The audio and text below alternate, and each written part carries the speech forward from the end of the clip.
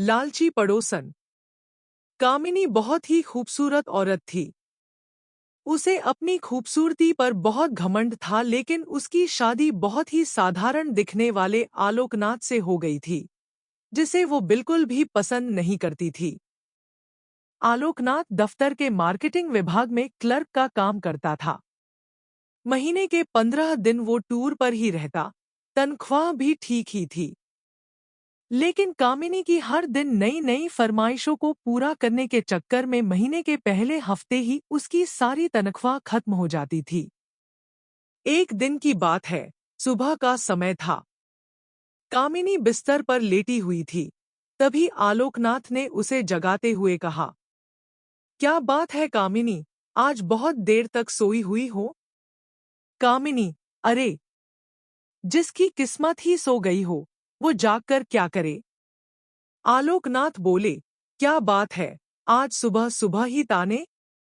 कामिनी, तो क्या चाहते हैं आप? सुबह सुबह आपकी आरती उतारना शुरू कर दूं या पैर दबाऊं?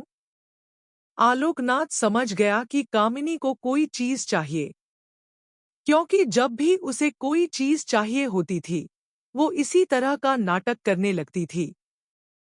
आलोकनाथ, अरे, क्या चाहिए तुम्हें? बोलो ना। कामिनी, हाँ हाँ, बोल तो ऐसे रहे हो जैसे चांद तारे लेकर आ जाओगे मेरे लिए। कितने दिनों से आपको सोने की रिंग के लिए बोल रही हूं, लेकिन तुम तो एक कान से सुनकर दूसरे कान से निकाल देते हो। आलोकनाथ, अब जितनी हैसियत है मेरी उतना ही तो कर पाऊंगा मैं, और अभी मेरा हाथ तंग है। 2-3 महीने रुक जाओ ना, फिर दिला दूंगा मैं। कामिनी, तो फिर मुझसे पूछते क्यों हो कि क्या चाहिए?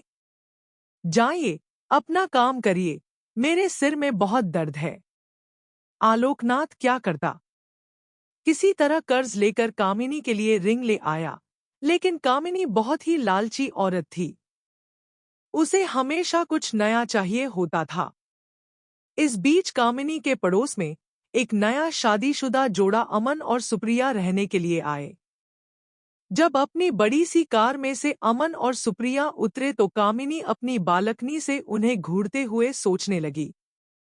कामिनी मन में, वाह, कितना हैंडसम लड़का है, क्या मस्त कपल हैं दोनों, काफी अमीर भी लग रहे हैं दोनों, कितनी महंगी कार है इनकी, और एक मेरे पति हैं, न शक्ल अच्छी है और न ही कमाई। कामिनी को जब पता लगा कि ये जोड़ा बिल्कुल उनके बगल में रहने के लिए आया है तो वो उनसे दोस्ती करने के लिए मचल उठी। खास तौर पर अमन से उसकी दोस्ती करने की बहुत इच्छा थी। एक दिन वो उनके घर गई। उसने दरवाजा खटखटाया। दरवाजा अमन ने ही खोला। सामने से अमन को देखकर वो उस पर और भी लट्टू हो गई। कामिनी, जी वो, मैं आपके पड़ोस में रहती हूँ। थोड़ी चीनी चाहिए थी मुझे। अमन, जी, अभी देता हूँ। अमन, सुप्रिया सुप्रिया, जरा कटोरी में चीनी तो ले आना। सुप्रिया चीनी लेकर आ गई। अमन ने उसे कामिनी को देने को कहा। इस बीच कामिनी की नजर अमन के घर पर थी। काफी महंगी और एंटीक चीजों से सजा हुआ था उनका घर। जब सुप्रिया ने कामिनी को चीनी की कटोरी दी तो उसकी नजर सुप्रिया के गले में पहने नेकलेस पर गई। उसने अंदाजा लगाया कि ये डायमंड का ही होगा। सुप्रिया और अमन दोनों ने कामिनी को घर के अंदर आने को कहा, तो उसने कहा कि फिर किसी दिन।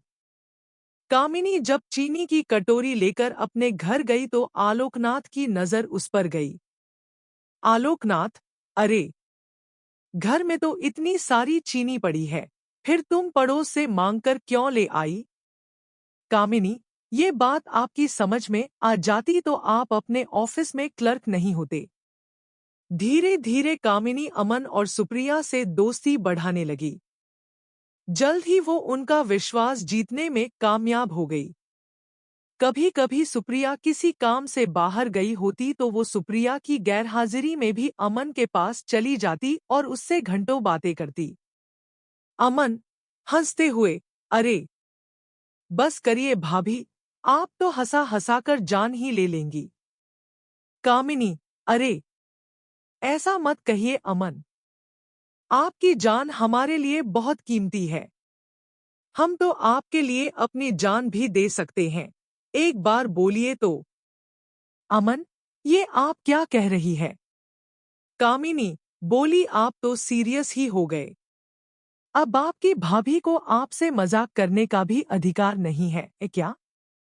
इनडायरेक्टली वो अमन को कई तरह के इशारे भी करती और उसे अपने झूठे प्रेम जाल में फंसाने की कोशिश भी करती, क्योंकि उसे पता था कि अमन बहुत ही अमीर है और वो उसकी सारी ख्वाहिशों को पूरा कर सकता है।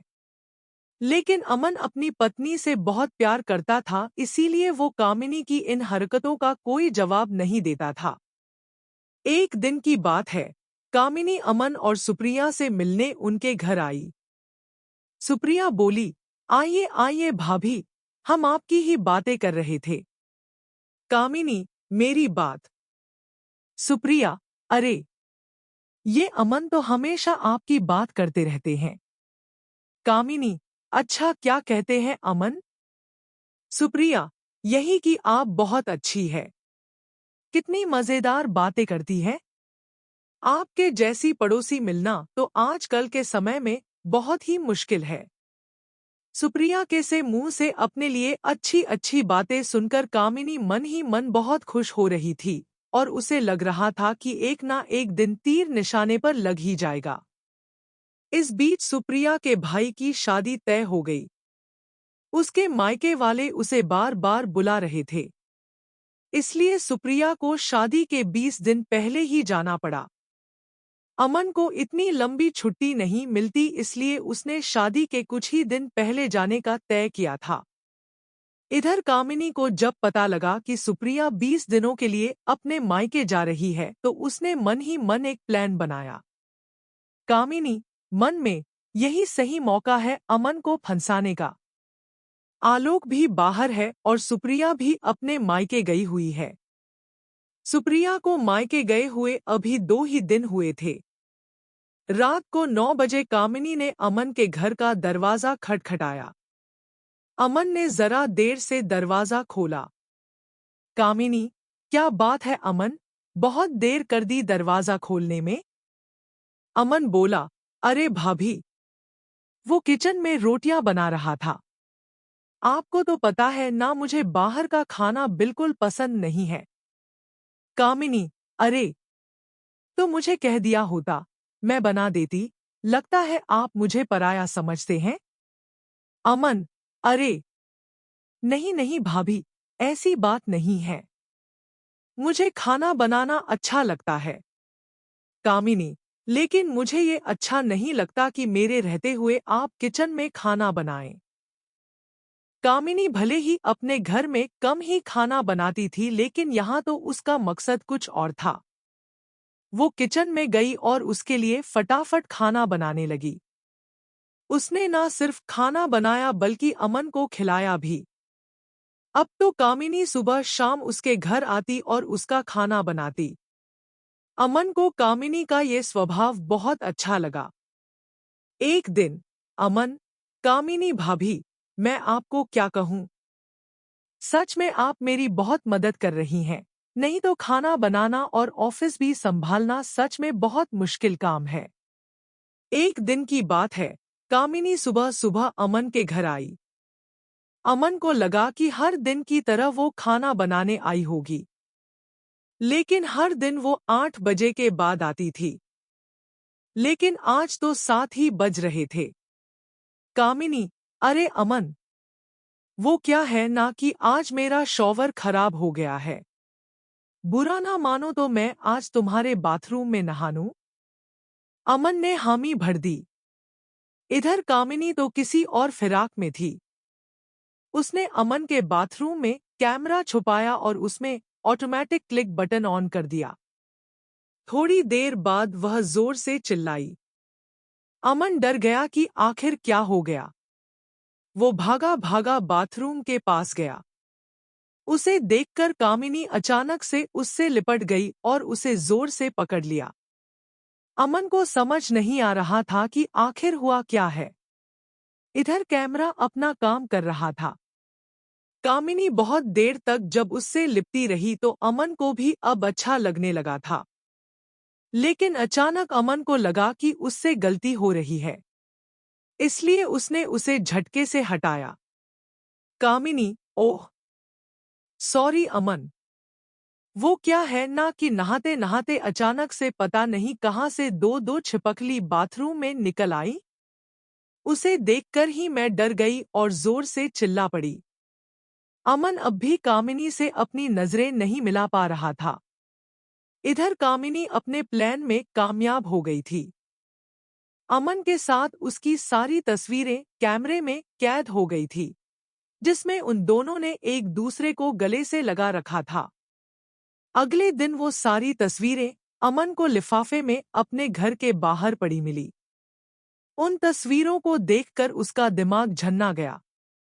तभी कामिनी वहां गई। उसके हाथ में भी एक लिफाफा था। कामिनी, अमन, ये देखो, किसी ने कल हमारी तस्वीरें खींच ली है। वो मुझे ब्लैकमेल कर रहा है और कह रहा है कि अगर मैं 1 लाख रुपए उसे नहीं दूंगी तो वह यह तस्वीरें मेरे पति को दिखा देगा। अमन देखो, मैं एक सीधी शादी भारतीय नारी हूं। मुझे नहीं पता कल किसने ये हरकत की है।